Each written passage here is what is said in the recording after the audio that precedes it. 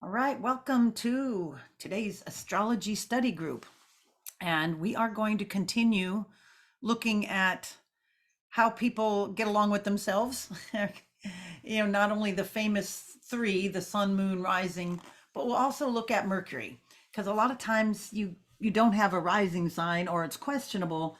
So I like to throw in one more close planet, that would kind of designate somebody's communications, how they communicate to themselves, how they communicate to others, how they communicate in general. And then, other things from there on out are kind of more personal. Um, you could then, once you get that little trio or quadro grouping of a few little things, I know you have to build on something. So, we've gone over many ways, and I think it's just important to keep doing it from different angles and perspectives and just look at charts. You can't just um, expect things and not look at them. And sometimes, people are at different levels of astrology, and sometimes it's not easy to get everybody's charts. But with the tools available, and I'm going to show you a few today, you can just about go get just about anybody's chart and at least do what I do. You can set their, if you don't know the time, set it to noon, because that way, well, let's just look at this one, like George Carlin here. It's like this is a good birth time. And some places will say it's a good birth time, and others will be questionable, and others are rectified, which are, you kind of make sense of it just based on experiences. And we'll go through that sometime soon. But anyway, he's close to noon. So let's just use that just for example. So I like to first of all look at the moon, because got to make you do a little math at the moment. So I'm just gonna kind of walk you through it. Let me grab a piece of paper so I can do the math for you. So like, okay, let's just pretend this is noon, because it's not going to move that much in 15 minutes. So he's got a 21 degree moon. Okay, it doesn't matter really what sign at the moment, just 21 degrees. And we know that the moon moves 12 degrees in a day total, because it takes 2.5 days to move through a sign. So that's 12 plus 12 is 24. Half of 12 is 6. 6 and 24 is 30. Okay. So if we take, half of 12 and subtract it from 21, if we take 6, minus 6, that should give us 15 degrees on the one side. And if we add 6, that should give us 27 degrees on the other side. So what did I do? That's how far his moon will span in that day. So if I know what it is at noon, I can just subtract 6 degrees to know what it would be at a minute after midnight the day before, right? Or a minute before midnight coming up. So that way I can just kind of look at the moon and see, like, well, it's, George is going to be a pretty solid Gemini moon. And we can see that, right? I mean, he's just he's fast, and he thinks, and he's like quick and on top of it. But we haven't even gotten to Mercury. I was looking at the moon. So okay, so we know that. So that's a good moon sign. Okay, so we could probably be pretty solid now. I mean, we know his time, but just pretending it, we didn't. We would feel pretty solid in saying that he's pretty solid Gemini moon. If not, we can kind of lean. This is how you sort of rectify something. And you can, and you know how different one sign is to the next. It's like if he were, a Cancer moon here, or, well, he's close to the other side. If he were a Taurus moon, it may not fit. And you might just go, like, if you know somebody especially, and you go, no, they don't emote like that, or no, I don't see that. So you would know that it would be more one way or the other. Okay, anyway, so then we go look at his sun, and we see it's in Taurus, and then you can't help but notice that Mercury is right there conjunct in Taurus. And then, just interestingly enough, Uranus is there in Taurus. So it's like, whoa. And at the top of his chart. Okay, so that kind of, he was um quick, clever, on top of it, spontaneous. And look at that, it's all up in there. He's got the conjunction with Mercury, the sun. I mean, so that is going to give him quick mind, being really quick mind, quick witted.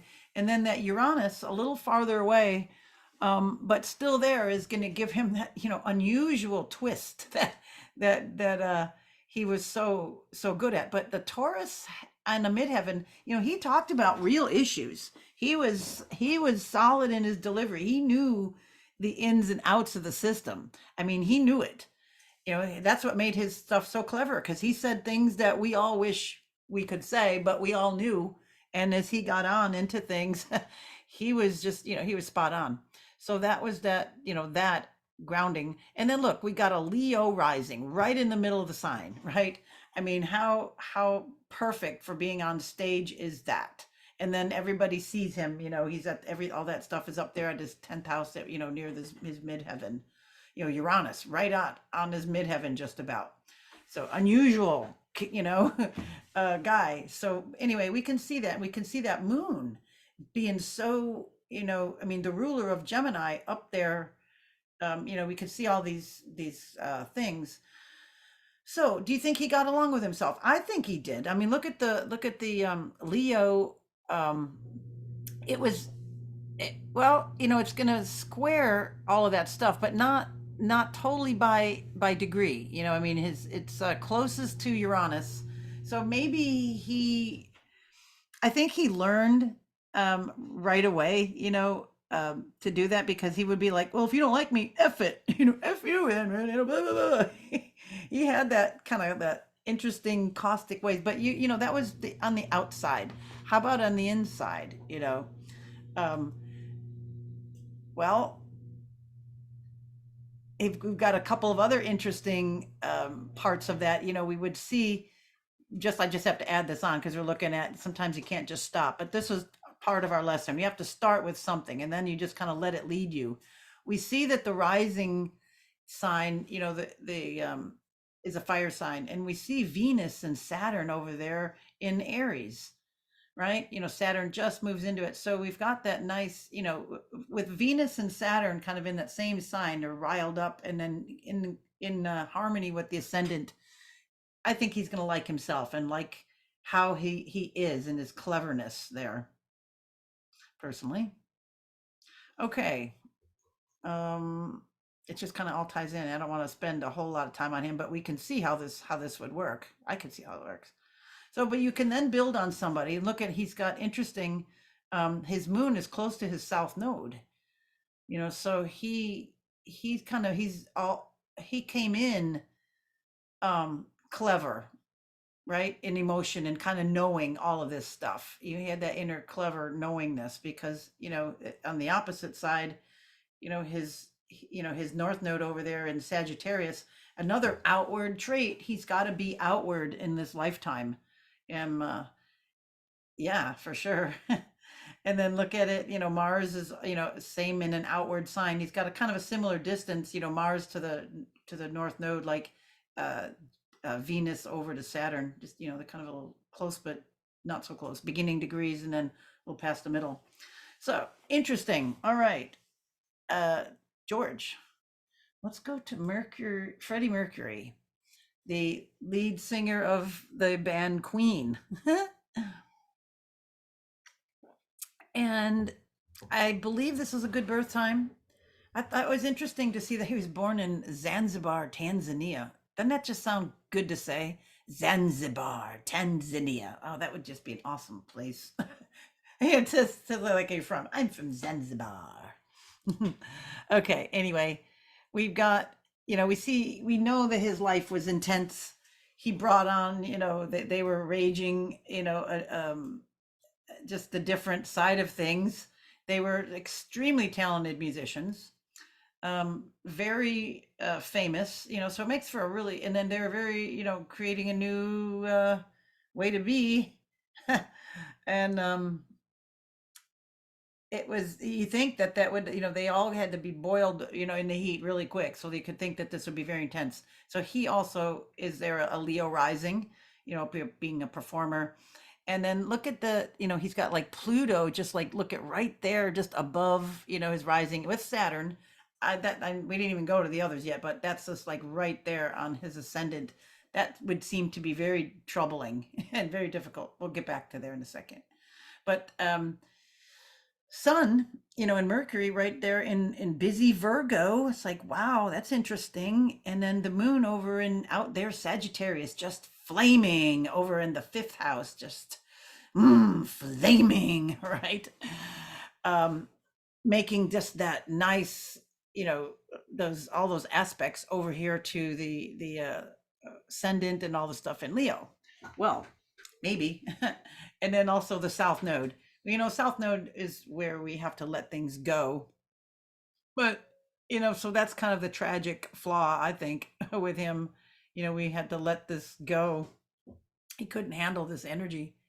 Do we see many? I have it. I have this chart set for some unusual aspects. I think I have it set for like I think like septiles or something. I was looking through, so don't mind what those are in the middle, but it's you know I was looking at unusual patterns with people. So actually, this is you know a very kind of an interesting triangle that's not our normal aspects. That's what we'd be looking at here.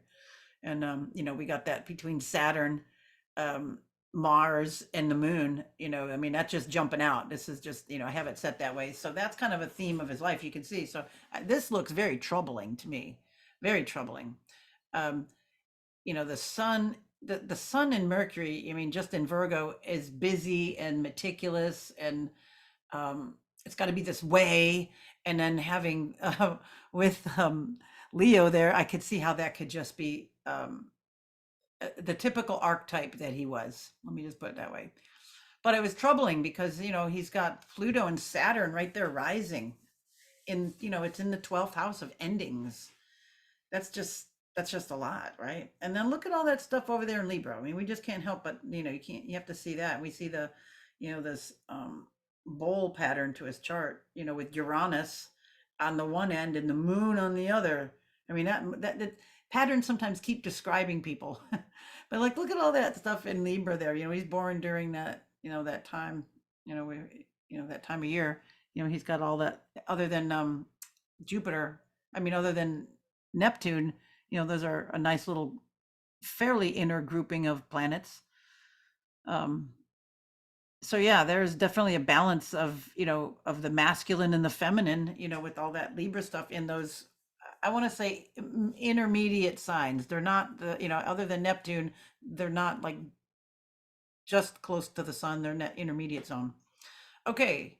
I think we got this one down. So well, let's before I conclude on that. Look at the moon in harmony with the rising sign. So I think part of him liked himself, but he was troubled with it. You know, with this Saturn and Pluto there in you know in the 12th house and right next to the sun in Mercury, but apart from it. You know that signs that are kind of um, that semi-sextile that are 30 degrees away are always troubling, you know. So Saturn to Mercury is that distance, right? That's like 30 degrees away. So that's like ew.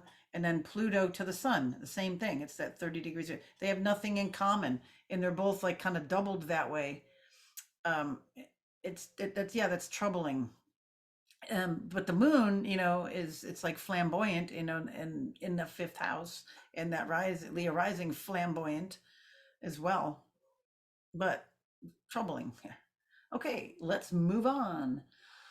Um, let's look at well, let's see, we're at Freddie. I wonder which way do we do these. Let's do Aleister.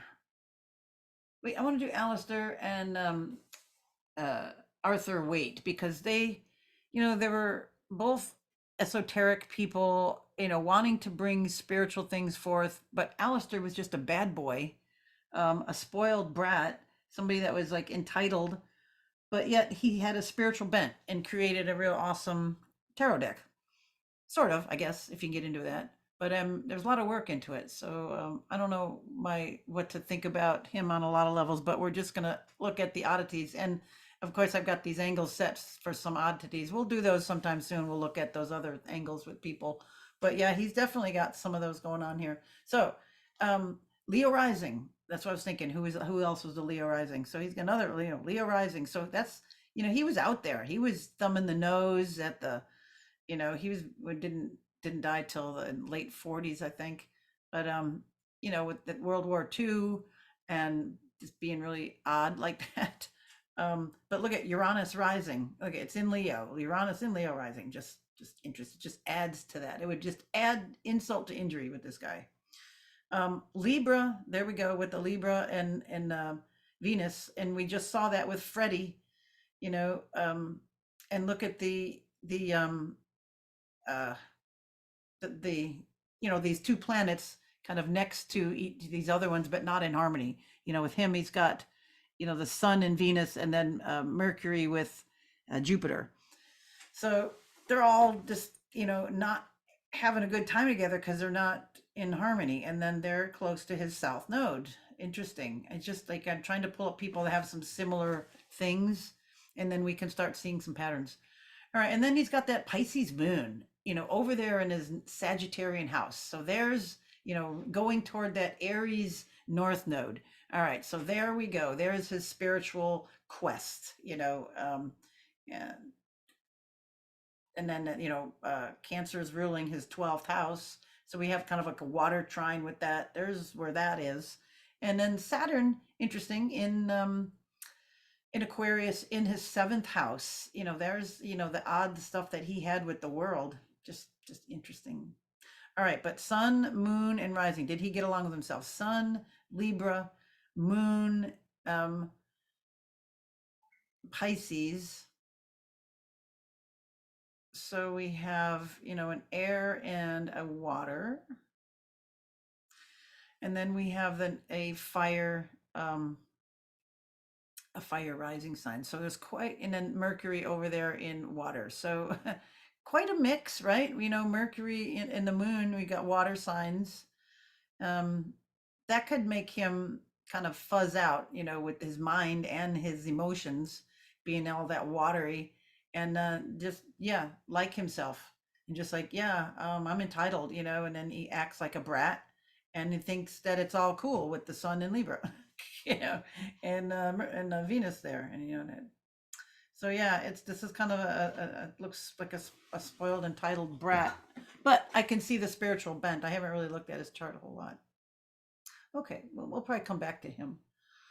Let's look at his buddy Arthur, who created the Rider Waite Smith. Rider was a publishing company. Waite was the author of the Universal Tarot deck that is the most used tarot deck at the time. I mean, and now it's most popular. And Pamela Coleman Smith was the Smith on there. She was the artist of that deck. So he was a devout Catholic. Waite was Arthur Waite, um, and he had a very mystical bent, and had was bringing forth the golden dawn, and there was a lot of people during that time bringing forth spiritual truths and having mystery schools, and it was like a kind of a spiritual competition, a little spiritual, my dick is bigger than your dick kind of thing at that time. But sorry, but it just kind of was. When you read a lot of stuff about that, you're like, what is this? What is going on? Anyway, we know there's like all kinds of weird stuff that goes on with people all the time. So this guy was more quiet and reserved and mystical, where opposite of Crowley, who was a real out there bad boy. So look at this. We have another manifestation of a Libra sun. But look, we got Libra in harmony, Libra thoughts, in the mind, Libra, and the Mercury's in Libra, getting along with this, passive, calm, cool, collected, patient, hardworking Capricorn rising. Just quiet and patient, just doing his thing, and then Aleister just decided to pick on him. But then he has little balls, we've got the moon in this nice spiritual outward sign, of Sagittarius. So he didn't really allow him to do that. He just didn't react to his, crap, but he just went about his way and he did his thing. So yeah, I think Edward definitely liked himself. He knew, it seems like, what he was coming into and here to do. And this is all kind of like right, in the leading part of his chart, the rising, the moon, the sun, Mercury, all right up there. They've all risen there. Um, last, interesting. When was he born? 1 p.m., if that's a good time. But even without that, it's a much more harmonious chart. Look at Saturn also over there in the seventh house. Wasn't that interesting? And his is in Cancer. You find a lot of similarities like that. But look at his Uranus and his Pluto and Jupiter. They're down underneath the chart in reserved Taurus.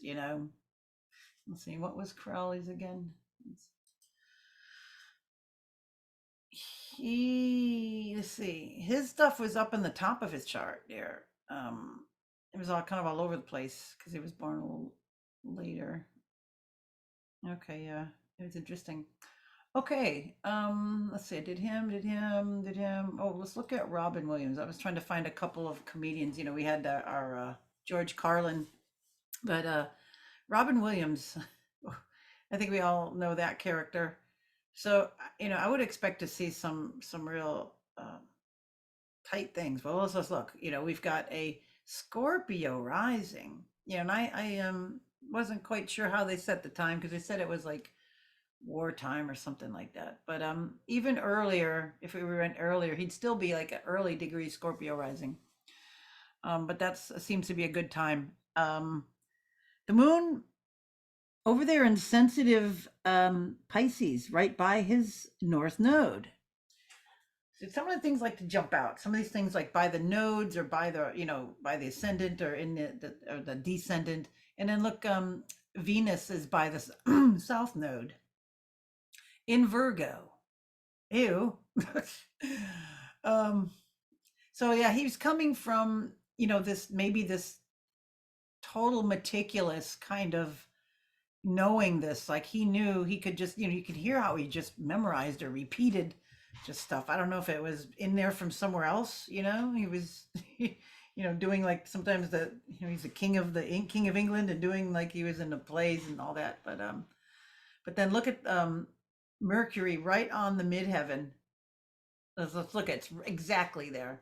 22 degrees in Leo. So there you go. You've got the big show off, I've got to be on stage doing this thing, all meticulous. And then Pluto's there. So he had some depth to him. He went on, right, to make some interesting movies, and not only just a comedian and, the fool kind of funny comedian, but, he had some depth there. And then the sun over there in sensitive Cancer. How interesting, right? And then look at Mars, in its detriment, or it's not, what is it? Yeah, it's in its detriment, not happy there, but he's got that energy for those other things right next to Uranus. So does Mars give the Uranus the energy? I would say so in his case rather than Uranus. Well, how would I say it? No, I guess you could say it both ways, because he had the energy to be quirky, and then his quirkiness gave him energy. um, but look, not like where is Gemini is in, it's like his eighth house. You would think that he'd be a heavy Gemini. Look at, there's nothing there other than his vertex. And let's see, the ruler of his eighth house. It's like we have Gemini, and that's in his midheaven. That's like the only thing. The ruler of the eighth house, which is Gemini, is Mercury. It's at his midheaven. But I guess that's enough, right? Um, so yeah, sensitivity, the moon and north node, he was going toward that, that Piscean, all of that stuff, maybe to help, an inner turmoil. I think he was troubled. I think even though we have, um, the moon, look, it's the moon is trining the ascendant, right? So we have Pisces there, and we have Scorpio. And then we have sensitive Cancer. Took a trining. Maybe it's a grand trine. Look at that. Interesting. But then there's Mercury over, kind of in this loud Leo. Let's see. Let's look at this a little further. So he has a grand trine. Water, water, water. You think that he would like himself, but he seemed troubled to me. Maybe that Pisces in the fourth house. Moon in the fourth. The moon is comfortable. It's in fourth house. And you would think Pisces would be, because that's a sister sign. Saturn in Virgo. What else here? Very interesting chart. it looks like he would be, it would be a good, um, he would be friendly with himself, but somehow it just seems dark. He's got a lot of stuff on the top, go looking over the top. Um, and look at even Mercury, I mean, Aries, on the bottom in this fifth house and that creativity, and Jupiter there. So why am I thinking that? Why am I thinking he's not liking himself? I mean, it seems, I don't know, maybe it seems too good to be true. It seems too much, you know, um, like too nice on certain levels, but then like a nagging or a nitpicky, with the Venus in Virgo and the by the South Node and Saturn in Virgo, seemed like there would just be this unrest. This kind of this natter, kind of going on. I don't know. That's just a feel, but he's interesting chart. Wow, that grand trine. Maybe this just came easy to him, right? This stuff came easy. Hmm. Okay, I think we've got time for another one. Then I want to show you something. Looking at how we can get some charts. This is Rosanne Barr. I recently heard her again. She was on the Alex Jones show, which is what do they call it? MadMaxWorld.tv, I think is the URL. But a very, very good interview. I mean, I was really impressed by her. I really didn't know a lot about her. I know years ago she kind of had some off. She did run for president, which was interesting, but uh, she definitely woke up a lot in the recent years, and what she was saying was right on. And she's a very spiritual person. Anyway, I don't have a good birth time, so I set her at noon. So let's go look at her moon. All right, so we could have a changing moon here. So at noon, so if we have 4 degrees, so if we minus the 6, it would be like what, 2 degrees back, it would be like 28 degrees of the sign before. So she could be anywhere from a 28 Taurus moon to a solid Gemini moon if she's born any time after, uh well, let's see, it'd probably be like 10 in the morning or 8 in the morning or something like that. um but anytime after that, she would be a solid Gemini moon. She kind of seems like a Gemini moon just because she even talked about her having kind of some personality issues she had to work out. um differences or splits in her personality, some different, it was a very interesting interview. Actually, he interviewed her twice. She was just on recently. Both of them are very good. They're probably on banned.video, BANNED.video. There's a whole ton of information that they put on there, people that are banned. So anyway, that was very interesting. I would implore you to seek it out. It's very good. Anyway, let's look at her while she's here. While she's here. So we could have a moon that could be late Taurus, earthy, but so that could work because she seems very, very earthy in her feelings. But yet I can see that Gemini side. So this one is kind of interesting. I'd have to listen to her, get to know her a little bit more. Because I just remember her, I really didn't, I really wasn't into TV when she was popular, but so I don't know about her a whole lot. I've seen stuff throughout the years, but not real familiar. But I know she's sharp and witty and on the spot and just boom, boom. So we look over and, we don't know the rising, I've just said it there. So I got to just ditch that, darn it. But anyway, so let's just go look at Mercury. It's over there in Sagittarius. So there's a mental quest for yearning. And again, we don't know the house, so I can't go on that, darn it, either. It's like, not only you don't have the ascendant, you don't have the house system, but it's okay. We've learned some techniques to glean what we can. So Mercury close over to Venus in that outward seeking Sagittarius. So she can see that there's always some kind of a spiritual bent. It's like her mind and her likes are that way. And she was funny when she was being interviewed. She had like some Native American jewelry on and a really cute hat or something. It seems like indicative of that. Interesting over, again, we don't know that the houses, but I'm seeing that the Saturn and Neptune conjunction in Libra, right there. I mean, it's 2 degrees apart. That's pretty close for those, for outer planets. That's interesting. Yeah, that generation. Yeah, when Saturn was in Libra, there it made that conjunction to Neptune. So maybe bringing structure to disillusion things. I think this would definitely um, describe her spiritual quest. So Sun in inquisitive and deep Scorpio, Mercury and out there Sagittarius, Moon. I mean, if it were back into Taurus, it would have been almost a full moon, just passing that. Um, just a barely. I mean, it's just passing it anyway, but it's just a little bit. It would be a little bit closer. It'd be more of an opposition to her sun by sign. Hmm.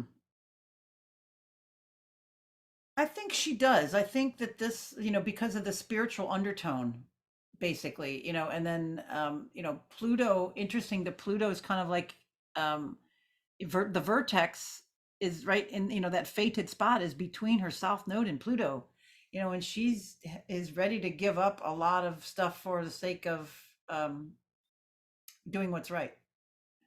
So that kind of describes that, and I think that would set the tone of somebody being very comfortable with themselves. Maybe this one has to go through maybe the dark night of the soul to get there.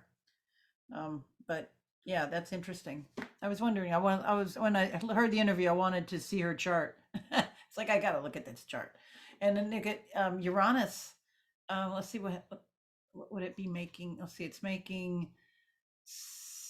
Yeah, there's a one, two, what a it's making a God, my brain is going a square over to this conjunction here with Neptune and Saturn. So that's interesting. So there's some driving force and some bringing that. Look at those all those big outer planets are square. Yeah. um, Pluto would be trying. It would be sextiling the duo up here and semi-sextiling here. I think that would be the trouble. Pluto, being that kind of that close over there to Uranus as well. So her unusualness and her quirkiness. Interesting. All right, let's look at Mars a second. Mars, it's again, it's like that sign away from Venus. So that's kind of troubled. Maybe she had to learn to like herself. Venus, that's kind of close. Yeah. Okay. Um, there's a lot of interesting things here. All right, I want to share with you something else. So anyway, I hope we can get, just sometimes seeing that and just kind of gleaning the personality and, looking at famous people. We don't really know them. We can see their outer side though, but if you have charts of people, that makes it much more interesting. So I hope that this inspires you to look at some people that are in your life just to get to know them, just to me it's like putting salt and ketchup on things that you don't like sometimes. I don't really care for it, but I'll get it down if I put some ketchup on it or hot sauce. So it gives you, it helps you to step into their shoes a little bit, helps you to step into, what somebody else might be experiencing, so we can have more compassion for that ultimately. All right, let's look at um, Astro. This is a cool website. If you don't have a astrology software, you can use this. This is awesome tools. Look at there's Astro tools.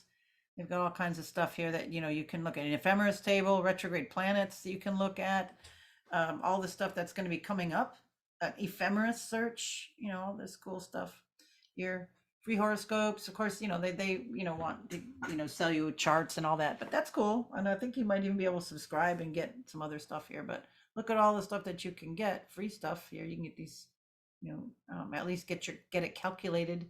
Um, I don't know, I haven't explored this stuff. There's probably, this is the stuff that you can pay for and all that, but that's all cool. But look at the famous people, um, people born today or whatever, famous people, or you can do a search. Let me show you uh, this one thing, famous people by date of birth.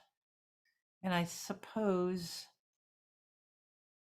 they just start look at with somebody born in 412, and then Pope Leo, the ninth, uh, at 1002, William the Conqueror, 1028.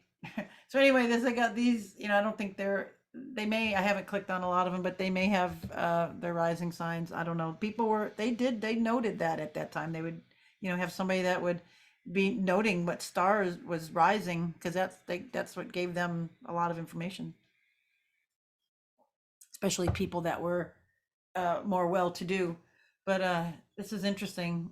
It tells you a little bit of who they are. Let's see, where was Joan of Arc, the Maid of Orleans, heroine of France, canonized as a Roman Catholic saint. Look at there's interesting stuff on her. But anyway, look at we can click on these people. Um, Leonardo da Vinci, Michelangelo, Nostradamus, Queen Catherine de Medici, whatever you say it, Tycho Brahe, Galileo, Shakespeare. So there's a lot of people here. Newton, Bach.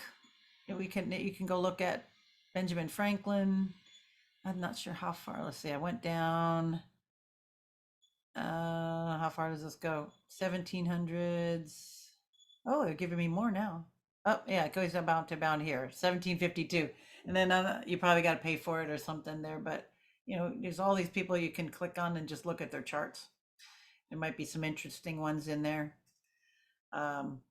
Anyway, I thought I'd show you that. So there's some in there. Okay, now otherwise we can you can put, let's see, how else we can do it. How did I find that? Celebrity Astro search engine. No. Maybe it was just here. Hold on. I was just farting around with this, seeing how we can. There we go, by date of birth. No, you can. Hold on. There's where you can just type in their name. There it is. If you hit famous people, there it is. Seek celebrity names. So we can put somebody in there. We can do. Let's see, Nostradamus. There you start typing in, and there it is. It would come up if it's already there. So we can just click on it, and it'll bring you up to his birth chart. So there we go. And let's see, Rodden, rating. I don't think that's not good. I think DD. I have to look up what that is. Oh wait, there it is. Dirty data, conflicting sources, Rodden. Okay, system classify birth data reliability. So I guess the better one, of course, the better. So whatever, you can always check, the source of that time or whatever. But let's just look at him while he's here. So it tells you that, whoops, it shows you the chart, and then it shows you on the outside here, in case that's kind of hard to read. But just know that where it's at. It's like, look at the ascendant. You can see that Aries started already before, so he's already a few degrees, would be a few degrees into Aries here. Is that where they have it? Ascendants here. They put him at 3 degrees Aries. So it has all the planet positions and the houses and the elements and stuff, and midpoints of a few things broken up for you here. You can hit a natal chart, the traditional whole sign. You can change it, to different house systems. You can see the current transits on him, secondary progressions, his solar return. So anyway, there's a lot of stuff you can do and play with here. Also, if you don't like, let me see how can I do this. I can show it to you.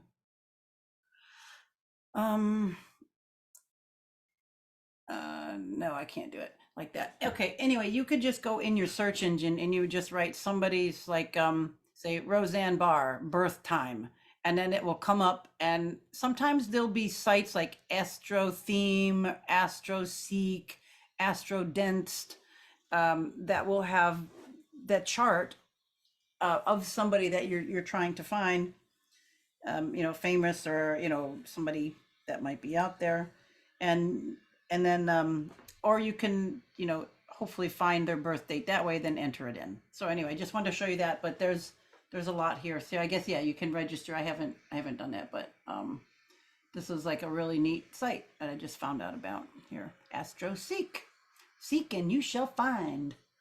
All right, I guess that's it for today.